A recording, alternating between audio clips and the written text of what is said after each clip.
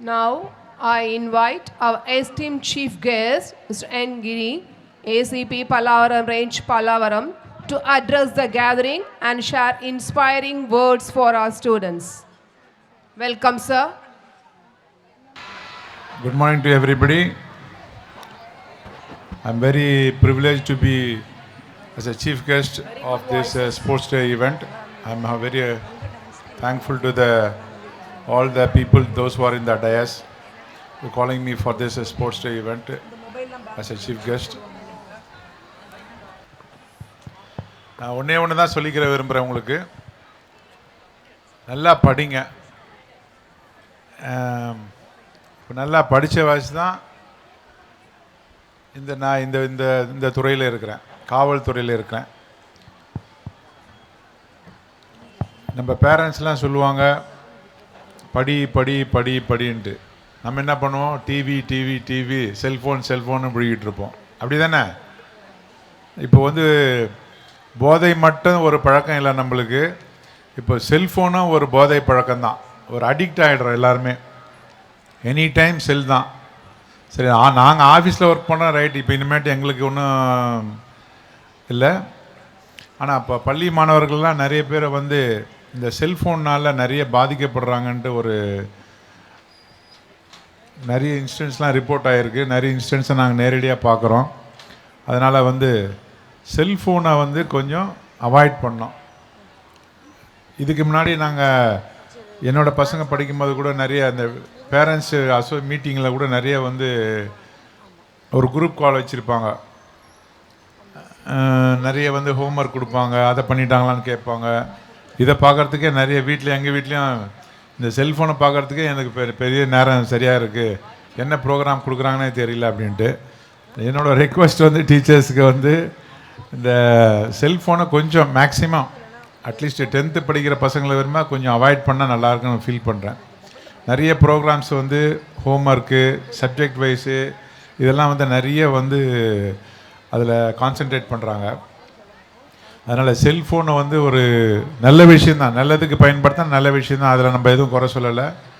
அது நல்லபடியாக பயன்படுத்தினா நல்லது தான். ஆனால் அதில் நிறைய தவறான விஷயங்கள்லாம் இருக்குது. அதெல்லாம் அவாய்ட் பண்ணோம். பேரண்ட்ஸ் அதை கண்டிப்பாக மானிட்டர் பண்ணணும். என்ன பண்ணுறாங்க, ஏது பண்ணுறாங்கன்னு கண்டிப்பாக மானிட்டர் பண்ணுங்கள். அதே மாதிரி இப்போ ரீசெண்டாக உங்களுக்கு தெரியும், போதை பழக்கம் கண்டிப்பாக நம்ம கம்ப்ளீட்டாக எராடிகேட் பண்ணுன்ட்டு ப்ரெசன்ட் கவர்மெண்ட்டு ரொம்ப ஸ்ட்ராங்காக இருக்காங்க. நம்ம as a parents, as a சொசைட்டிக்கு நம்ம ஹெல்ப் பண்ணுறதுனும் எல்லாருமே அதனோட இம்பேக்ட் என்னான்ட்டு சின்ன பசங்களுக்கு இருக்கும்போது நம்ம சொல்லி கொடுத்து வளர்க்கும் போது தான் தெரியும் என்னென்ன பிரச்சனை இருக்குன்ட்டு. அதனால் என்ன பாதிப்பு ஏற்படுத்துன்ட்டு சிறு வயசுலேயே நம்ம சொல்லி கொடுத்தோம்னா அந்த பக்கம் யாருமே போக மாட்டாங்க. அதே மாதிரி நாங்கள் ஸ்போர்ட்ஸில் அந்த போலீஸில் பாய்ஸ் கிளப்னு ஒன்று வச்சுருக்கோம். உங்களுக்கு தெரியும்னு நினைக்கிறேன். இந்த பாய்ஸ் கிளப் எப்படின்னா, ரொம்ப புவராக இருக்கிற ஏரியாவில் இருக்கிற மக்களை, பசங்களை பிக்கப் பண்ணி நீங்கள் ஸ்கூலில் 4 மணி 5 மணிக்கு விட்டுட்டிங்கன்னா நாங்கள் திருப்பி அவங்கள ஒரு கேதர் பண்ணி அதில் ஒரு ப்ரொஃபஸரோ ஒரு ஸ்கூல் டீச்சரோ யாரையாவது ஆர்கனைஸ் பண்ணி அவங்கள டியூட்டர் பண்ணுறது, ஸ்போர்ட்ஸ் ஆக்டிவிட்டீஸ் இன்வால்வ் பண்ணுறது, indoor sports like chess, carrom board, இந்த மாதிரியான ஸ்போர்ட்ஸ் ஆக்டிவிட்டீஸை இன்வால்வ் பண்ணுறது. படிப்பில் ஏதாவது அவங்களுக்கு டவுட் இருந்தால் படிக்க சொல்கிறது. டில் ஒரு 8 o'clock அந்த மாதிரிலாம் பண்ணிகிட்டு இருக்கோம் போலீஸில். அவுட்ரீச் ப்ரோக்ராம்ன்ட்டு அதுக்கு பேர், பாய்ஸ் கிளப்ன்ட்டு அதுக்கு பேர் வச்சு அதில் கவர்மெண்ட்டில் ப்ரைவேட் கம்பெனிஸில் ஸ்பான்சர்ஷிப்லாம் வாங்கி அந்த டீச்சர்ஸுக்கு ஒரு ஸ்டைஃபன் கொடுக்குறோம். அதர் தென் நாட் ஓன்லி எல்லா கவர்மெண்ட் ஸ்கூலில் மேக்ஸிமம் எங்கெங்கே அவைலபிலிட்டி இருக்கோ அதெல்லாம் நாங்கள் பண்ணிகிட்ருக்கோம் ஸ்போர்ட்ஸில். அது மாதிரி ஸ்டடீஸ்லேயும் நம்ம அங்கே அவங்கள இம்ப்ரூவ் பண்ணுறது, அவங்கள எதில் வீக்காக இருக்காங்கன்னு பார்த்து அதில் அதை கைட் பண்ணி அவங்கள ஓவர் கம் பண்ண வைக்கிறது, கான்ஃபரன்ஸை க்ரியேட் பண்ணுறது, பேச்சு போட்டி பண்ணுறது. இந்த மாதிரி நாங்களே இருக்குது எங்கள் காவல்துறையில் சார்ந்த நிறைய ஸ்போர்ட்ஸ் கிட்ஸ்லாம் வாங்கி கொடுக்குறது, கிரிக்கெட்டு, ஃபுட்பாலு, வாலிபாலு, இந்த மாதிரிலாம் என்கரேஜ் பண்ணுறது. ஸ்போர்ட்ஸ் தான் நம்மளோட ஒரு உடல் ஆரோக்கியத்தான ஒரு முக்கியமான இது. இப்போ நான் இப்போ நிறைய போலீஸ்லாம் பார்த்தீங்கன்னா கொஞ்சம் குண்டாக இருப்பாங்க, கொஞ்சம் தொப்பையாக இருப்பாங்கன்னு நினைப்பாங்க, பார்ப்பீங்கள்ல. நாங்கள் ட்ரைனிங்கில் 1 இயர் ஓடிட்டு இருந்தோம். காலையில் 4:30 மணிக்கு எழுப்பிடுவாங்க ட்ரைனிங்கு. 4:30 மணிக்கு ஒரு ப்ரஷ் பண்ணிவிட்டு ஒரு 5 கிலோமீட்டர்ஸ் 6 கிலோமீட்டர்ஸ் ஓடுவோம். அதுக்கப்புறம் வந்து ஒரு ஒரு 40 மினிட்ஸ் வந்து பிடி கண்டினியூஸாக பிடி செய்வோம். அதுக்கப்புறம் ஒரு 10 to 15 மினிட்ஸ் பிரேக்கு. அதுக்கப்புறம் துப்பாக்கி எடுத்து பயிற்சி. ஆல்மோஸ்ட் ஒரு 2 ஹவர்ஸு 1 ஹவருக்கு 1 இயருக்கு பண்ணியிருக்கோம். அந்த 1 இயர் தான் என்ன இப்போ வந்து நான் வந்து இப்போ ஆல்மோஸ்ட்டு 29 வருஷம் ஆகிப்போச்சு சர்வீஸில் ஜாயின் பண்ணி. இப்போ அதே மாதிரி இருக்கிறேன்னா அந்த 1 இயரோட ஸ்ட்ராங் ஃபவுண்டேஷன் தான். அந்த 1 இயரில் நாங்கள் எடுத்துக்கின ட்ரைனிங், 1 இயரில் எடுத்துக்கல ஃபிசிக்கல் ட்ரைனிங், அதுக்கப்புறம் 1 இயர் என்டியூரன்ஸ் ட்ரைனிங், 1 இயரில் எடுத்துருந்த எல்லா விதமான ட்ரைனிங்கும் தான் என்னை இந்த அளவுக்கு நிற்க வைக்கிது. மேக்ஸிமம் நீங்கள் ஏதாவது உடல் நிலை சரியில்லாத வர்றது காரணம் இருக்கலாம், இல்லைன்னு சொல்லலை. இப்போ நீங்கள் கொரோனாவில் எத்தனை பேர் பாதிக்கப்பட்டிருப்பீங்க? கொரோனா டைமில் எத்தனை பேர் பாதிக்கப்பட்டிருப்பீங்க? நிறைய பேர் பாதிக்கப்பட்டிருப்பீங்க. நானும் பாதிக்கப்பட்டிருக்கேன். ஆனால் லாஸ்ட்டு கொரோனாவில் தான் பாதிக்கப்பட்டிருக்கேன். அதாவது லாஸ்ட்டு அதாவது ஒரு 3 டேர்ம் வந்துடுச்சு. முதல் டேர்மு 2வது டேர்ம்லாம் அது ரெட் ஜோனுலாம் சொல்லுவாங்க. அதாவது வந்து மக்களை வந்து யாருமே வெளியே வரக்கூடாதுன்னு சொல்லிட்டு தகரம் அடித்து இந்த இடத்துல அதிகமான பாதிப்பு இருக்குது, அவங்க விட்டு வெளியே வரக்கூடாதுன்னு சொல்லுவாங்க. ஆனால் அவங்க வெளியே வராமல் இருக்கிறதுக்கு நான் போய் பார்க்கணும், அவங்க யாருமே வெளியே வராமல் இருக்காங்களான்ட்டு. போலீஸ்காரங்க எல்லாருமே ஒவ்வொரு இடத்துலையும் போலீஸ் கூட பயந்தாங்க, சார் என்னையா சார் அங்கே டியூட்டி போடுறீங்க, யாராவது ஒருத்தர் பொறுப்பு எடுக்கணும்ல. அதனால் அந்த மாதிரி நிறைய இன்சிடெண்ட்லாம் நாங்கள் ரிப்போர்ட் ஆக்கோம். இதுக்கெல்லாம் உடல் வலிமையாக இருந்த வயசு தான் எங்களுக்கு வந்து எந்த விதமான நோய்கள் அதாவது அதிகப்படியாக தாக்கலை. தாக்கி இருக்காங்க, நம்ம பாதிக்கப்பட்டிருக்கோம். இருந்தாலும் வந்து இந்த ஸ்போர்ட்ஸ் ஆக்டிவிட்டீஸு, இந்த என்டியூரன்ஸு, ஃபிசிக்கல் ட்ரைனிங்கு இந்த மாதிரி ரொட்டீனாக பண்ணுறதுனால எவ்ரி ஃப்ரைடே ஆர் சாட்டர்டே நாங்கள் ஒரு பிடி பீரியட் பண்ணுறோம்.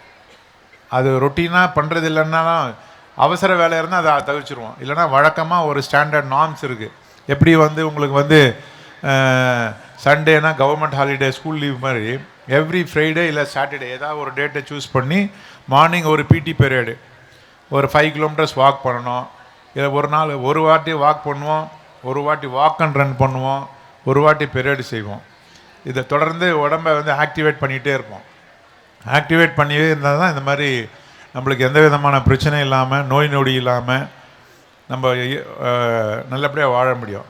அதே மாதிரி எஜுகேஷன் வைஸு பேரண்ட்ஸு, டீச்சர்ஸு என்ன சொல்கிறாங்களோ தயவுசெய்து ஃபாலோ பண்ணுங்கள். இப்போ நான் எதுக்கு சொல்கிறேன்னா, இப்போ என்னோடய பொண்ணு வந்து இந்த வாட்டி இன்ஜினியரிங் படிக்கிறாள். என்ன இப்போ நம்ம எல்லாம் சொல்லுவோம் படின்னு சொல்லுவோம். இப்போ நான் என்ன ஃபீல் பண்ணுறேன்னா, இன்னும் கொஞ்சம் 5 மார்க் எக்ஸ்ட்ரா இருந்தால் கொஞ்சம் ரிலாக்ஸாக இருந்திருக்கலாமா அப்படின்ற ஒரு நம்மளுக்கு தாட் வரும். இப்போ அவள் கேட்குற காலேஜுக்கு மார்க் கொஞ்சம் கம்மியாக இருந்தால் சேர்க்க முடியாது. இல்லைன்னா காம்படிஷன் வந்து நம்ம நினைக்கிறோம். இப்போ நான் வந்து தேனாம்பேட்டில் ஒரு இன்ஸ்பெக்டராக வேலை பார்த்துருக்கும்போது ஸ்டெல்லா மேரிஸ் காலேஜ்னு இருக்குது. எங்கள் போலீஸுக்கு மட்டும் ஒரு 50 அப்ளிகேஷன் வரும். போலீஸ் சார்பாக அவங்கக்கிட்ட போய் பிரின்ஸிபால்கிட்ட பேசி நாங்கள் கேட்குற சீட்டை, எங்கள் காவல்துறையில் கேட்குற பசங்களுக்கு கேட்குற சீட்டை வாங்கி கொடுக்குறதுக்கு ரொம்ப கஷ்டமாக இருக்கும். மேடம் என்ன பண்ணுவாங்க தெரியுங்களா, அந்த லேப்டாப்பை ஓப்பன் பண்ணி காட்டுவாங்க. சார் இதில் 200க்கு 200 எவ்வளோ பேர் இருக்காங்க பாருன்னுவாங்க. எல்லாமே டாப் மார்க்ஸ் தான் பாருங்க இருக்கும். அந்த லேப்டாப்பை ஓப்பன் கடிக்க பாட்டினா எல்லாருமே 200க்கு 200 தான் எடுத்திருப்பாங்க. நான் குறை சொல்லலை, அந்த அளவுக்கு காம்படிஷன் அதிகம். எல்லாமே நல்லா படிக்கிறாங்க. அதனால் நீங்களும் நல்லா படிக்கணும். நீங்கள் நல்லா படித்தாதான் உங்கள் அப்பா அம்மாங்களுக்கு சந்தோஷம், அவங்களுக்கு ஒரு இக்கட்டான சூழ்நிலை இருக்காது. ஒரு இதுவும் சொல்லுவாங்க, ரொம்ப டைட் பண்ணாதீங்க, அட்லீஸ்ட் ஒரு மினிமமாக நம்ம ஒரு பேசிக்காக அட்லீஸ்ட் ஒரு 80% நம்ம ஒரு அந்த ரேஞ்சில் இருந்தால் தான் நம்ம வந்து நல்லபடியாக நமக்கு தேவையான சப்ஜெக்டு, கோர்ஸு அதெல்லாம் ஈஸியாக ஜாயின் பண்ண முடியும். அதை சின்ன வயசுலேருந்தே, இப்போ 6ஆம் கிளாஸ்லேருந்தே நீங்கள் அந்த மோட்டிவேஷனோடு படிக்க ஆரம்பித்தா தான் ஒரு ஹெல்த்தியான காம்படிஷன். நான் கூட டிகிரியில் ஃபெயில் ஆகிருக்கேன். ஆனால் வந்து ஏன் சொல்கிறேன்னா, யாரும் ஃபெயில் ஆகாமல் இருக்கணும்னு இல்லை, ஆனால் ஃபெயில் ஆகிட்டோம்னா 1 இயர் வேஸ்ட் ஆகிடும். எங்கள் காலேஜ் ப்ரொஃபஸர் ஃபஸ்ட்டு டே என்ன சொன்னார்னா, ஃபஸ்ட் இயரில் எப்போ நீ ஃபஸ்ட் இயரில் அரியர்ஸ் வச்சுக்கோ, செகண்ட் இயரில் அரியர் வச்சுக்கோ, ஆனால் தேர்ட் இயரில் அரியர்ஸ் வச்சுருக்காத, ஏன்னா அதோட முடிச்சுட்டு போயிடணும். ஆனால் அதனோட கஷ்டம் வந்து அரியர்ஸ் வைக்கும் போது தான் தெரியும். 3வது வருஷத்தில் அரியர்ஸ் வைக்கும்போது நம்ம கூட படித்தவங்க அடுத்த எக்ஸாம் போயிட்டாங்கன்னு வச்சுக்கோங்களேன், அடுத்த கிளாஸ் போயிட்டாங்க, அடுத்த பிஜி போயிட்டாங்கன்னா அப்போ கஷ்டம் தெரியும். அதனால் தயவுசெய்து புரிஞ்சு படிங்க. நம்ம என்ன சொல்கிறது, சில பேரை வந்து மனப்பாடம் பண்ணி அப்படியே எழுதுவாங்க. அது வந்து அது ஒரு விதமான இதுதான். இருந்தாலும் வந்து சப்ஜெக்டில் வந்து என்ன சொல்கிறாங்க. இந்த வாட்டி சிபிஎஸ்சியில் எல்லாருக்குமே உங்களுக்கு தெரியும். என்னோடய பொண்ணு சிபிஎஸ்சி படித்தா, சிபிஎஸ்சியில் இந்த வாட்டி வந்து டிஜிட்டல் கரெக்ஷன். இதுக்கு முன்னாடி மேனுவலாக வந்து பேப்பரை டீச்சர்ஸ் கிட்ட கழுத்துவாங்க, இப்போ வந்து ஸ்க்ரீனில் தெரியும். அப்படிலாம் கரெக்ட் பண்ணியிருக்காங்க. இன்னும் நம்ம இதுக்கும் அது மாதிரி வந்துடும். அதனால் தெளிவாக எக்ஸாம் எழுதுறது, தெளிவாக தெரிஞ்ச பதிலை முதல்ல எழுதணும்னு சொல்லுவாங்க. அது மாதிரிலாம் கரெக்டாக ஃபாலோ பண்ணுங்கள். நல்லா படிங்க. படிச்சுட்டு அதை ரிவைஸ் பண்ணுங்கள். நம்மளுக்கு சொல்ல தெரியுதான்னு பாருங்கள்.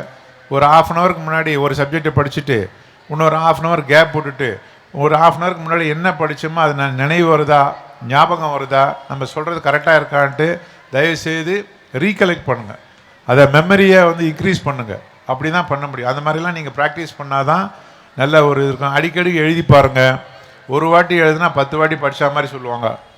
ஒரு வாட்டி எழுதி பார்த்தா எத்தனை வாட்டி படித்த மாதிரி, 10 வாட்டி படித்த மாதிரி சொல்லுவாங்க. அதனால் எழுதி பார்த்துட்டே இருங்க. எழுதி பார்க்க தான் உங்களுக்கு ஹேண்ட் ரைட்டிங் ப்ராக்டிஸ் இருக்கும், ஒரு ஃபியர் இருக்காது, நல்லபடியாக எழுதலாம் எக்ஸாம். இப்போது கடந்த ஒரு மாதமாக நாங்கள் வந்து ஒரு தமிழ்நாட்டிலே வந்து போதைப் பொருளை தடுக்கிறதுக்காக ஒரு ட்ரைவ் பண்ணிகிட்ருக்கோம். ஏற்கனவே நீங்கள் பண்ணியிருப்பீங்க. மேடமோட ஒரு ரெக்வஸ்ட்டோட கொஞ்சம் எல்லாரும் ஒரே ஒரு எனக்காக பேரண்ட்ஸும் சரி ஆஸ் எ ஸ்டூடெண்ட்டும் சரி ஒரு ரெக்வஸ்ட் பண்ணுறோம். எழுந்து நின்று ஒரு பிளட்ஜ் எடுக்கலாம். போதை பழக்கத்திற்கான உறுதிமொழி. போதை பழக்கத்தால் ஏற்படும் தீய விளைவுகளை நான் முழுமையாக அறிவேன். நான் போதை பழக்கத்திற்கு ஆளாக மாட்டேன்.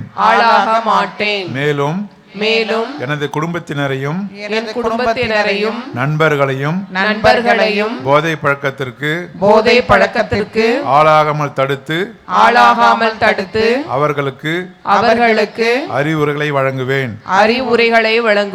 போதை பழக்கத்திற்கானவர்களை மீட்டெடுத்து அவர்களை நல்வழிப்படுத்த எனது பங்களிப்பை முழுமையாக தருவேன். போதைப் பொருட்களின் உற்பத்தி நுகர்வு பயன்பாடு ஆகியவற்றிற்கு எதிரான தடுப்பு நடவடிக்கைகளின் மூலம் போதைப் பொருட்களை தமிழ்நாட்டில் வேறறுக்க அரசுக்கு துணை நிற்பேன். மாநிலத்தின் வளர்ச்சிக்கும் மக்களின் நல்வாழ்விற்கும் நான் அர்ப்பணிப்புடன் பங்காற்றுவேன் என்று உளமாற உறுதி கூறுகிறேன்.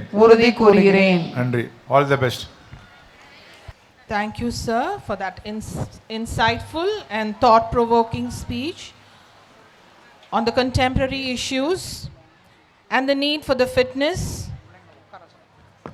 Sir, your words of wisdom will surely be taken as our guiding steps, and we promise to stay socially aware, keep ourselves physically fit, and build a broader vision through education, and keep our school and with utmost ability to keep our society drug-free zone. Thank you, sir.